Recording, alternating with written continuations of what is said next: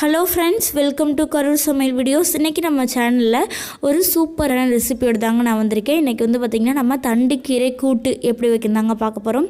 First தண்டுக்கீரை கூட்டு வைக்கிறதுக்கு ஒரு குக்கரில் ஒரு 50 கிராம் துவரம்பருப்பை நல்லா வாஷ் பண்ணிவிட்டு ஆட் பண்ணியிருக்கேன்.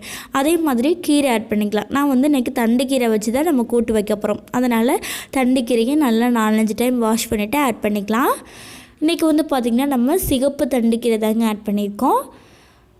இந்த கீரையில் நிறைய சத்துக்கள் இருக்குது. அடுத்து பார்த்திங்கன்னா நம்ம ஒரு குட்டி சைஸ் புளி ஆட் பண்ணிக்கலாம். ஒரு தக்காளியை 4 கட் பண்ணி ஆட் பண்ணியிருக்கேன். அடுத்து நம்ம தண்ணி ஆட் பண்ணிக்கலாம். தண்ணி பார்த்திங்கன்னா இந்த கீரை மூழ்கிற அளவுக்கு ஆட் பண்ணிக்கலாங்க.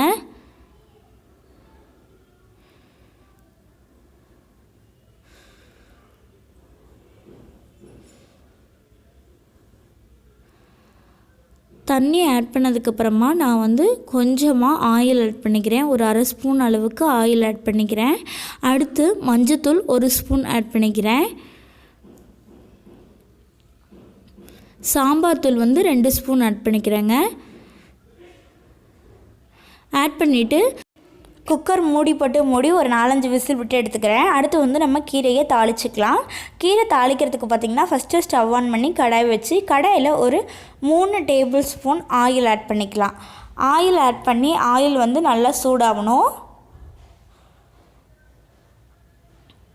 இப்போ பார்த்திங்கன்னா ஆயில் நல்லா சூடாயிருச்சு. இப்போ 1 ஸ்பூன் கடுகு ஆட் பண்ணிக்கலாம். கடுகு நல்லா பொரிஞ்சிட்ருக்கு. இந்த டைமில் நம்ம வரமிளகாய் ஆட் பண்ணிக்கலாம். நான் வரமிளகாவை 2 கட் பண்ணி ஆட் பண்ணிக்கிறேன். வரமிளகாய் ஆட் பண்ணதுக்கப்புறமா நம்ம வெங்காயம் ஆட் பண்ணிக்கலாம். நான் சின்ன வெங்காயம் தாங்க ஆட் பண்ணியிருக்கேன். சின்ன வெங்காயத்தை நல்லா குட்டி குட்டியாக கட் பண்ணி ஆட் பண்ணிக்கிறேன். சின்ன வெங்காயம் சேர்த்திங்கன்னா நல்லா டேஸ்ட்டாக இருக்குங்க. வெங்காயம் இந்த எண்ணெயிலேயே நல்லா வதங்கி வரணுங்க. இப்போ பார்த்திங்கன்னா வெங்காயம் நல்லா வதங்கிடுச்சு. இப்போ நம்ம கீரையை ஆட் பண்ணிக்கலாம். கீரை நல்லா வெந்துருச்சுங்க. நீங்கள் விருப்பப்பட்டிங்கன்னா மத்து வச்சு நல்லா கடைஞ்சி ஆட் பண்ணிங்கன்னா இன்னும் சூப்பராக வந்துடும். நான் மத்து வச்சு தாங்க கடைஞ்சிருக்கேன். ஒவ்வொருத்தவங்க கரண்டிலேயே நல்லா மசிச்சு விட்டுருவாங்க. கீரை ஆட் பண்ணி இந்த மாதிரி நல்லா மிக்ஸ் பண்ணி விட்டுருங்க. குக்கரில் பார்த்திங்கன்னா எப்படி இருந்தாலும் நம்ம கீரை ஆட் பண்ணும்போது கொஞ்சம் நெஞ்சம் ஒட்டிகிட்ருக்கோம். அதை கொஞ்சமாக தண்ணி ஆட் பண்ணி அதை நல்லா அலசி இந்த மாதிரி ஊற்றிட்டிங்கன்னா இந்த மாதிரி தண்ணி மாதிரி வந்துடுங்க. இப்போ நம்ம தேவையான அளவு உப்பு போட்டு நல்லா மிக்ஸ் பண்ணி விட்டுட்ருக்கோம். இப்போ பார்த்திங்கன்னா இந்த தண்ணியெல்லாம் நல்லா கொதித்து சுண்டி வந்தால் தான் நம்மளுக்கு கூட்டு தயாராகும்.